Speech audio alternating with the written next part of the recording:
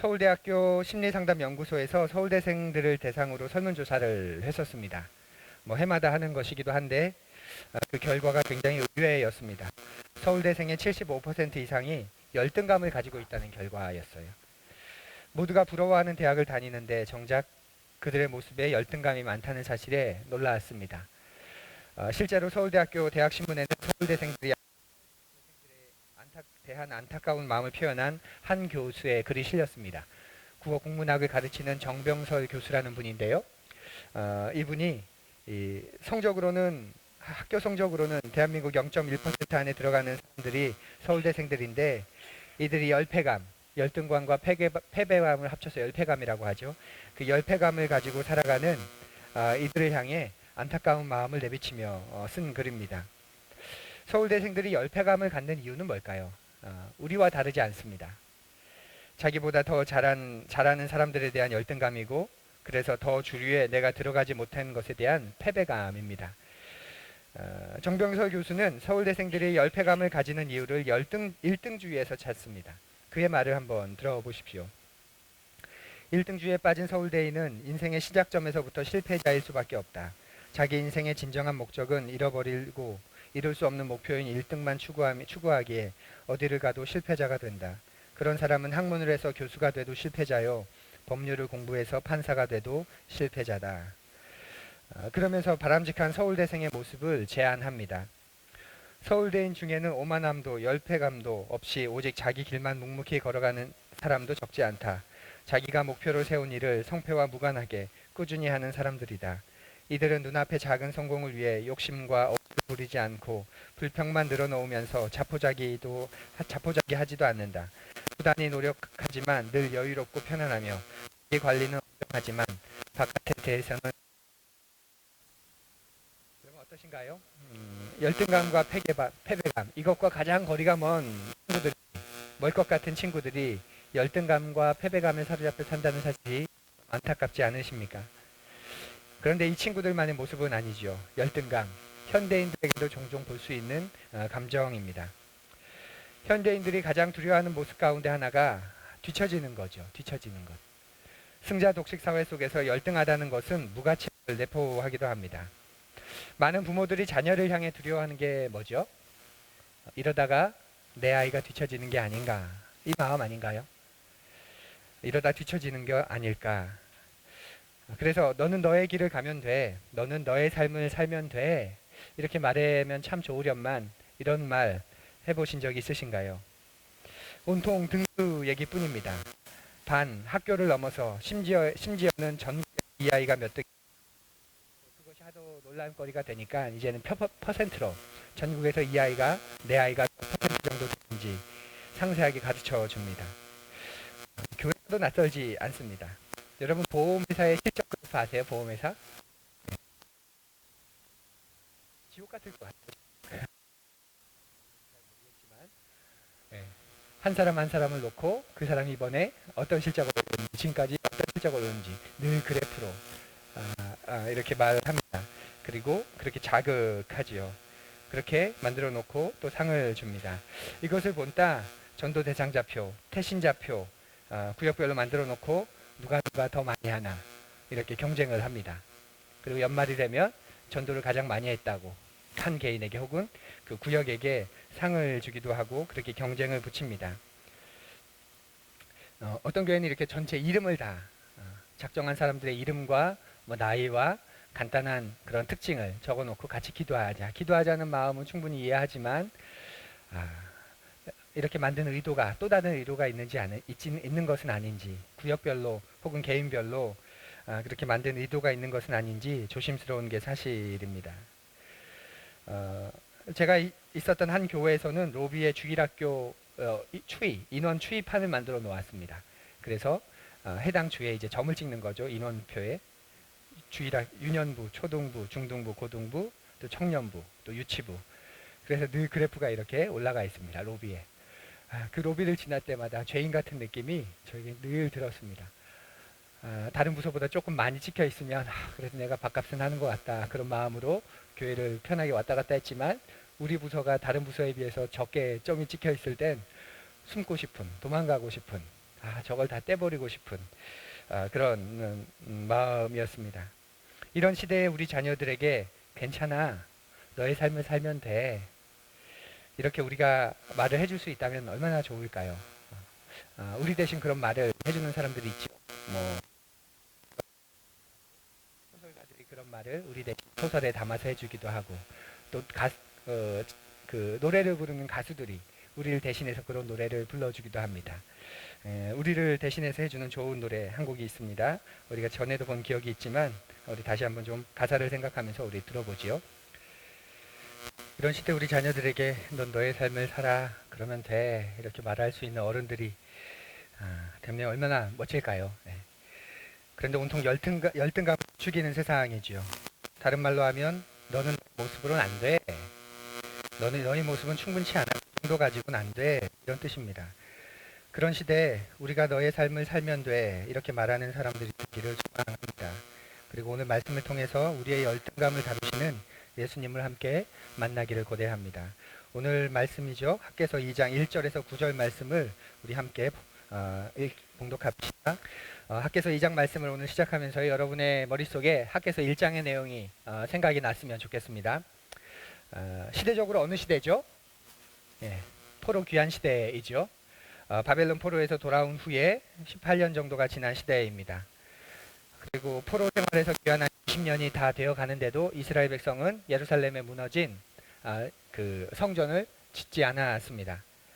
그러다가 이제는 삶이 어렵다, 처음에는 반대 때문에 짓지 않았는데 이제는 삶이 어렵다는 이유 때문에, 생활이 너무 공공하다는 이유 때문에 짓고 있지 않는 거죠. 여기서의 성전은 오늘날의 예배당을 말하는 게 아니라고 말씀드렸습니다.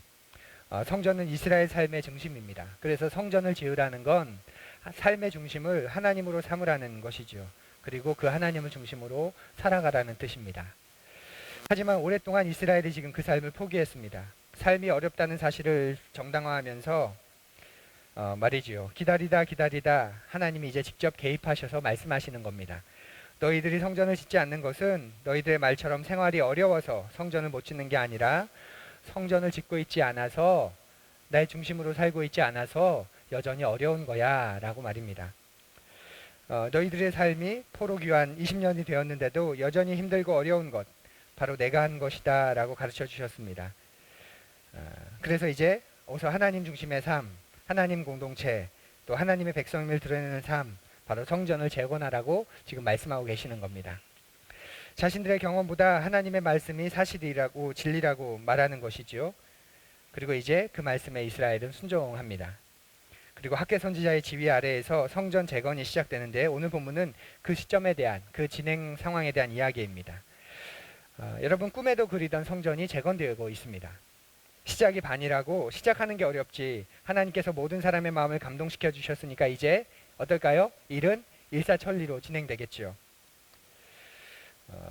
더군다나 하나님이 직접 개입하셔서 말씀하시고 하나님의 뜻을 알려주신 것이니까 얼마나 확실하고 분명한 것일까요? 그리고 이제 기뻐하고 즐거워할 만한 일만 남은 겁니다. 그런데 문제가 생깁니다. 어떤 문제인지 아시겠어요? 성전을 재건하는 중에 지금 차질이 생길 만큼 심각한 문제가 생겨요.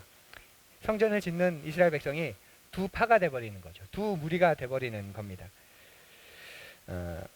성전 공사에 차질이 생긴 만큼 심각한 문제입니다. 그리고 지연이 되었습니다. 그래서 하나님이 지금 다시 개입하실 만큼 심각한 문제가 생기게 되는 겁니다. 어떤 일이 생긴 거냐면 우리 3절을 같이 읽어볼까요? 3절 말씀입니다. 너희 가운데에 남아있는 자 중에서 이 성전의 이전 영광을 본 자가 누구냐? 이제 이것이 너희에게 어떻게 보이느냐? 이것이 너희 눈에 보잘것없지 아니하냐? 자, 지어져가는 성전을 보면서 사람들이 눈물을 흘립니다. 그런데 이 눈물은 어떤 눈물이냐면 감사와 감격의 눈물이 아니라 지금 서글픔의 눈물입니다. 지금 짓고 있는 성전이 너무 초라하고 보잘것없다는 거죠. 성전 같지도 않다는 겁니다. 자, 3절을 메시지 성경으로 우리 다시 읽어볼까요? 다 함께. 너희 중에 예전 성전, 그 찬란했던 성전을 본 사람이 있느냐? 그렇다면 지금 너희가 보는 것은 어떠냐? 보잘것없지 않느냐? 성전을 지으면서 이스라엘 백성이 두 부류로 나눠져 버리는 거예요. 한편에서는 기뻐하지만 다른 한편에서는 보잘것없다. 저건 성전도 아니다. 저런 걸 뭐하러 짓느냐. 그렇게 신세한탄을 하고 또 그 거친 말을 하고 이야기들을 하고 있는 것이죠. 이 가운데서 기뻐하고 있는 사람들은 어떤 사람일까요? 두 부류로 나눠졌다고 말씀드렸는데 기뻐하고 있는 사람 어떤 사람들일까요? 예, 젊은 사람들입니다. 이전에 솔로몬의 성전을 못 본 사람들, 알고 있지 않는 사람들. 그러니 이 젊은 세대들은 성전을 짓고 있는 것만으로도 기뻐하고 즐거워하고 좋아하고. 그러면 울고 있는 사람들, 서글퍼하고 있는 사람들은 어떤 사람들일까요? 네, 오래된 세대이지요. 어른 세대들입니다. 이전 성전을 보았거나 혹은 그 성전에 대해서 그 영광스러운 모습에 대해서 그 부모로부터 말할 수 없이 들었던 사람들이거나, 그래서 그들에게는 이 성전이 성전 같지 않은 것이고 그 성전을 솔로몬 성전을 모르는 이 젊은 세대들에게는 지금 우리가 돌아온 이 땅에서 우리의 성전을, 우리 하나님의 성전을 지을 수 있다는 사실이 기쁘고 즐거운 겁니다. 예. 그런데 이 성전의 모습은 지금 짓고 있는 성전이 볼품없다, 보잘것없다, 이 모습은 우리가 충분히 예상할 수 있는 모습입니다. 1장 8절에 보면 하나님이 성전을 어떻게 지으라고 하냐면 너희들이 일상에서 구할 수 있는 그런 재료를 가지고 지으면 돼, 그렇게 말씀하시는 거죠. 우리 8절 말씀을 함께 읽어볼까요? 다 함께. 너희는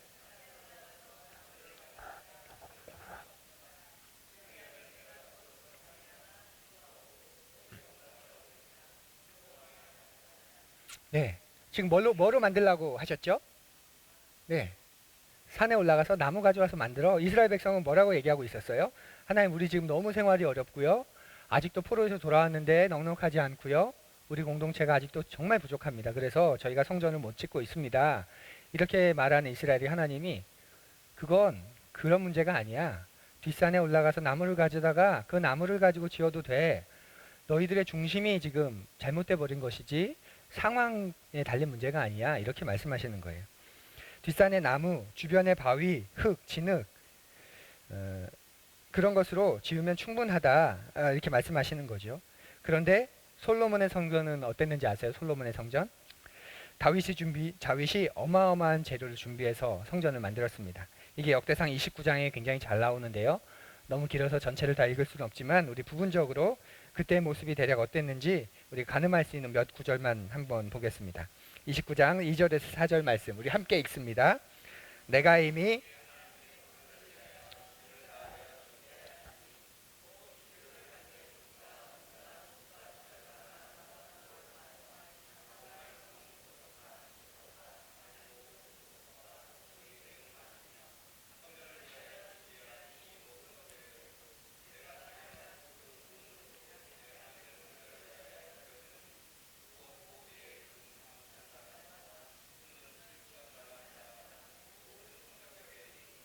네, 엄청 비교가 되죠.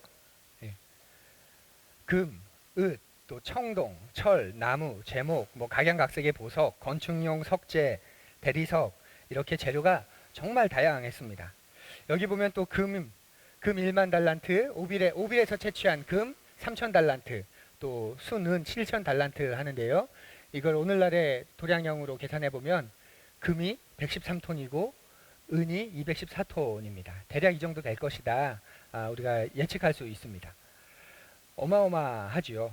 그런데 이게 다일까요? 이게 다가 아닙니다. 우리 6절 이하도 계속 읽어보지요. 이에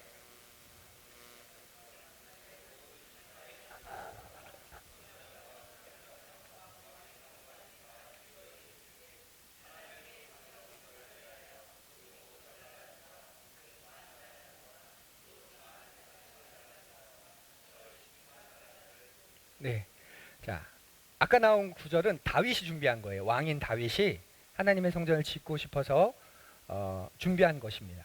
그리고 지금은 이스라엘 백성이 준비한 겁니다. 이스라엘 백성이 준비한 거. 금 5천 달란트, 은 1만 달란트, 또 놋 18,000 달란트, 철 10만 달란트. 그래서 금이 188톤, 또 청동이 679톤, 그리고 은이 377톤, 철이 3,777톤. 예, 어마어마한 규모이죠. 어마어마한 규모. 다윗은 이스라엘은 자신이 구할 수 있는 최고의 재료를 전 세계에서 공수해 와서 그 하나님의 성전을 지은 겁니다. 그래서 솔로몬의 성전의 영광이 어마어마하다 한 이유가 거기에 있습니다. 그런 까닭에 이스라엘 백성이 정복당했을 때 가장 먼저 무너진 게 뭐죠? 성전입니다. 왜요? 이게 다 약탈의 대상이 되죠. 이 어마어마한 금과 은과 철과 청동과 또 보석들과 이런 것들이 있으니까 이스라엘 공격한 후에 정복하고 나서 가장 먼저 무너뜨린 곳, 가장 먼저 회파한 곳이 바로 그 성전입니다. 금은 보화가 가득했기 때문에 그런 것이죠. 그렇게 보면 지금 짓고 있는 스룹바벨 성전은 비교할 수조차도 없는 어떤 거죠? 굉장히 초라한 성전입니다. 그런 까닭에 감사와 영광보다는 비참함의 눈물을 흘리면서 지어져가는 성전을 보면서 탄식하는 것이죠. 이런 모습을 오늘날의 표현으로 말해본다면 비교의식이라고 부를 수 있을 겁니다. 여러분, 비교의식은 있는 것을 있는 그대로 볼 수 없게 만든다는 것 아십니까? 비교의식 앞에서는 딱 두 가지밖에 없습니다. 교만해지거나 부정적이 되거나. 비교의식에는 중간이 없습니다. 만족이나 감사도 없어요. 비교 우위를 통해서 교만해지거나 비교 열의를 통해서 비참해지거나 이 두 가지밖에 없습니다. 여기에서 열등감과 패배감이 나오는 거죠. 인생을 충분히 즐길만 한데 충분히 감사할 만한데 스스로의 감옥에 갇혀서 비참하게 여기는 겁니다. 과거의 모습, 과거의 경험에 매인 사람은 끊임없이 비교합니다. 그때와 지금을 비교하며 말하는 거죠. 그땐 이랬는데, 그땐 이건 이렇게 하는 거였는데, 그땐 참 좋았는데, 그땐 이러지 않았는데. 예, 분명 그게 사실일 수도 있고 또 그게 사람일 수도 있고 환경일 수도 있고 일일 수도 있습니다. 그래서 끊임없이 비교하면서 현재에 대한 불만족을 정당화하려고 합니다. 자기의 마음을 바꾸면 되는 일인데 자기의 시각과 방향을 바꾸면 다 해결될 일인데 그러지 않습니다. 우리에게 과거의 경험이나 과거의 사례들이 다 무의미하다는 말씀은 아닙니다. 그런 것들은 비교의 대상이라 도전의 제목인 거죠. 도전을 받아야 하는 거지 과거의 그런 모습을 통해 우리가 도전을 받아서 더 달려가야 하는 거지 비교하면서 현재에 머무르면서 교만해지거나 또 부정적이 되거나 그렇게 비교하는 것은 아니라는 말씀이죠. 그래서 신앙은 비교가 아닙니다. 신앙은 도전입니다. 하나님께서 우리에게 주시는 교훈, 책망, 가르침들은 도전하시는 것이지 비교하라고 주시는 게 아닙니다. 그에 반해서 이 세상을 움직이는 방식은 뭐죠? 뭐죠? 두 글자? 비교입니다. 끊임없이 우리를 비교하게 해서 상대적인 만족감을 누리게 하지 않습니까? 여러분, 키가 왜 중요합니까? 네? 키가 왜 중요합니까? 비교지요. 뚱뚱하다 혹은 마르다 이거는 상대적인 개념이에요. 상대적인. 그런데 이 상대적인 개념이 오늘날은 거의 절대적인 개념이 돼버렸습니다. 왜 그렇죠? 네, 비교지요.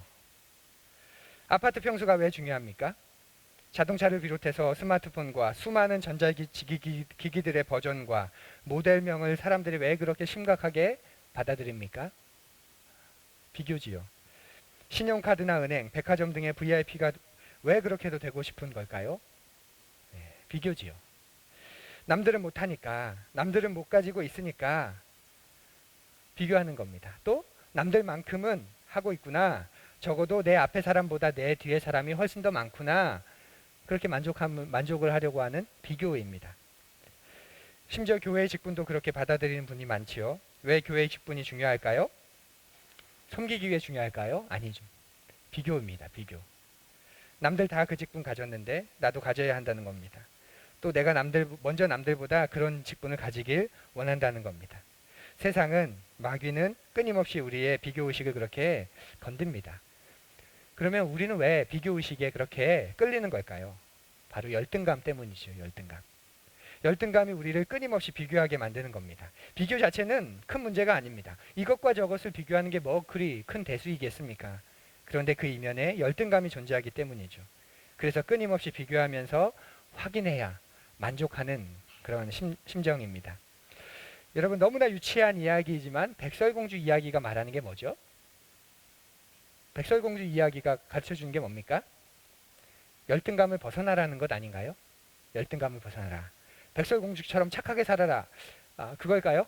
저는 열등감에서 벗어나라. 그게 백설공주 이야기의 핵심이라고 생각합니다. 백설공주는 이 세상에 자기보다 예쁜 사람이 있거나 없거나 아무 문제가 되지 않습니다. 그런데 문제는 뭐죠? 그 여왕이죠. 여왕은 끊임없이 말하는 거울을 보면서 묻습니다. 거울아 거울아 이 세상에서 누가 제일 예쁘냐? 자식보다 이쁜 사람이 있다고 답하면 여왕은 죽음의 화신으로 변해서 그 사람을 죽이려고 합니다. 왜 그렇죠?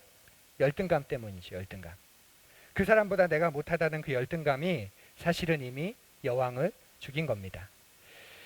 이 시대와 문화가 끊임없이 비교의식을 통해 우리의 열등감을 자극합니다. 그런 시대에 우리는 어떻게 열등감에서 자유로울 수 있을까요? 바로 예수님을 만나야 합니다.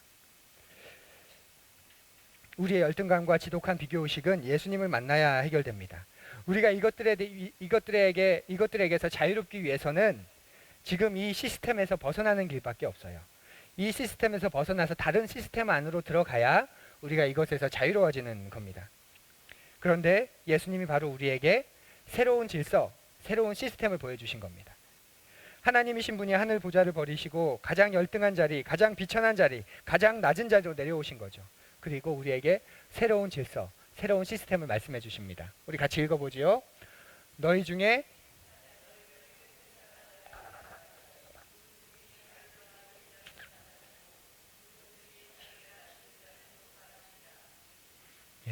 예수님이 이 새로운 질서 속에서 사셨고요. 우리를 이 새로운 시스템 안으로 들어오라고 말씀하십니다. 그래서 그 예수님을 만난 사람들은, 그래서 삶의 질서를, 시스템을 바꾼 사람들은 예수님처럼 살아가게 되는 겁니다. 왜 예수님을 믿어도 도저히 변하지 않느냐고요?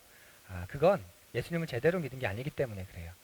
예수님의 이름은 내가 받아들였지만 그 예수님이 계신 그 시스템, 그 질서를 내가 받아들이지 않는 거죠.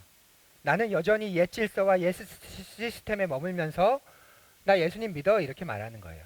근데 예수님 믿는다는 건 그런 게 아닙니다. 예수님 믿는다는 건 예수님께서 사신, 우리에게 보여주신 그 질서 안으로 우리가 들어가겠다는 거예요. 이 새로운 질서는 초대교회가 바울의 편지가 기록되기 전부터 부른 예수 그리스도의 찬가를 통해서도 알 수 있습니다. 초대교회도 찬양을 했습니다. 근데 예수 찬가라고 불리는 그 찬가가 빌립보서에 기록되어 있습니다. 초대교회가 부른 찬가의 핵심이 뭐냐면 바로 예수 그리스도의 낮아짐과 높아지심입니다. 너무 길어서 우리 화면에는 띄우지 못하는데요. 여러분 설교 노트 거기에 빌립보서 2장 5절에서 11절 초대교회가 부른 찬가가 들어있죠. 빌립보서 2장 5절에서 11절 우리 함께 노래를 부르는 마음으로 함께 읽어보지요. 너희 안에 이 마음을 품으라.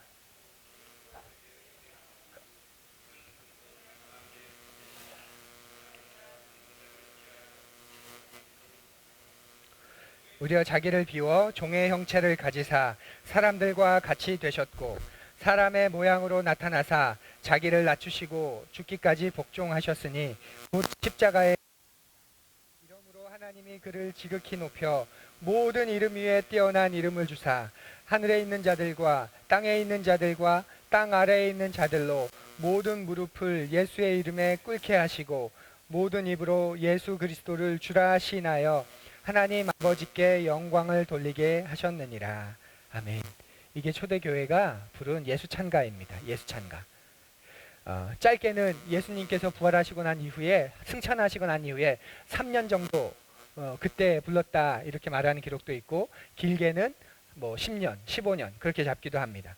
초대교회가 부른 이 노래의 핵심이 뭡니까? 하나님이신 분이 사람이 되셨다는 겁니다. 파격 중에 파격이죠. 신이 하나님이 되다니. 신은 신으로 존재하여야 하는데 그 신이 그 신의 위치를 버리고 신의 자리를 버리고 사람이 되었다는 거예요.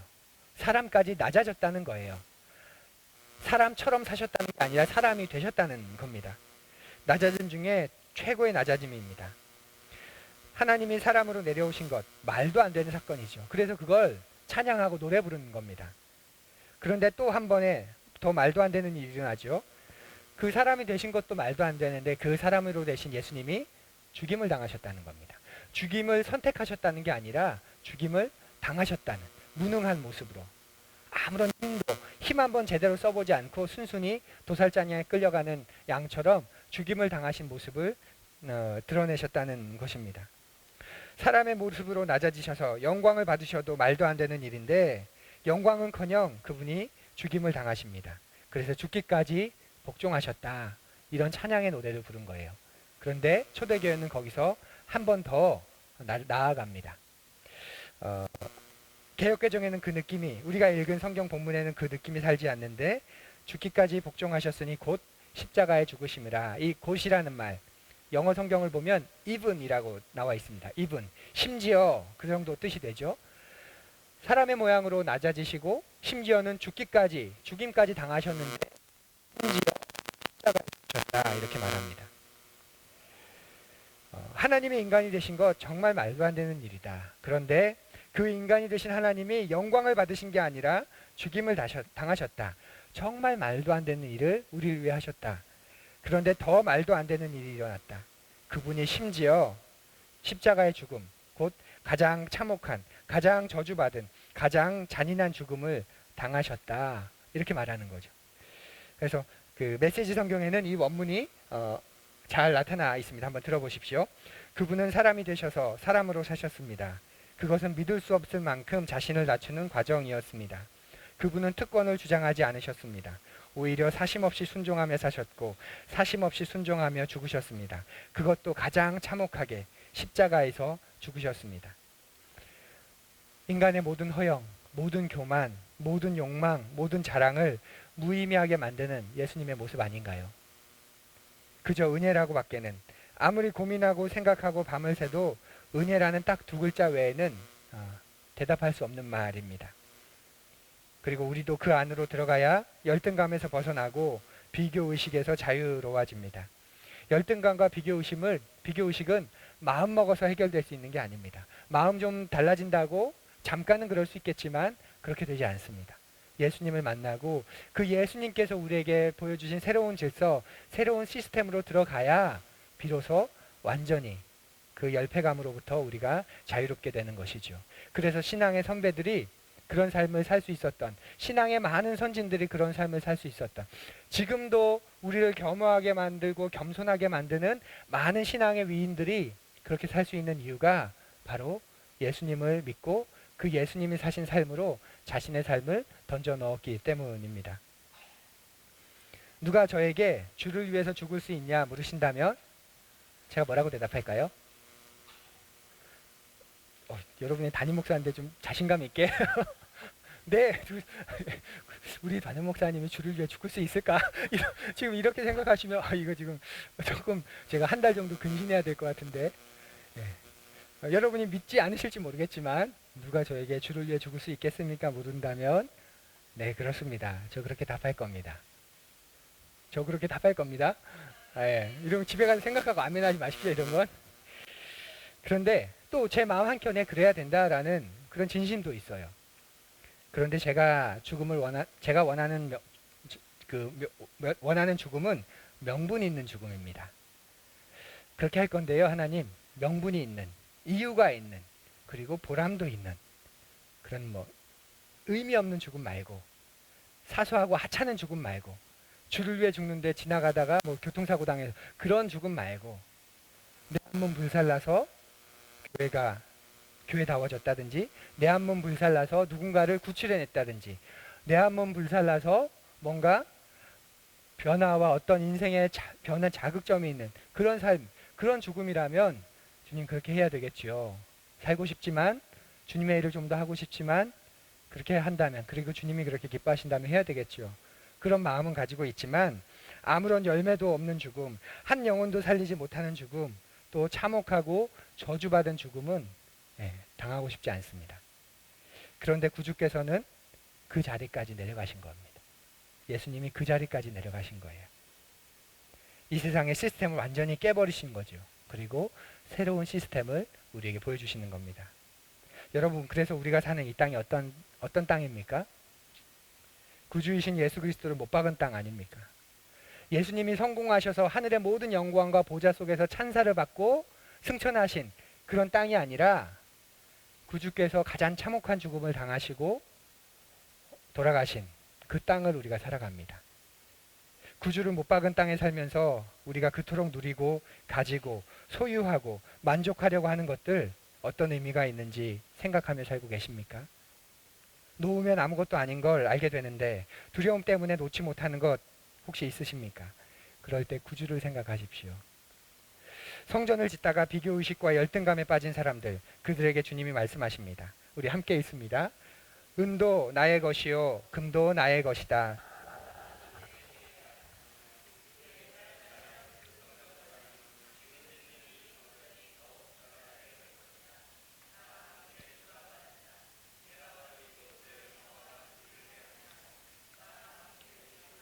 네.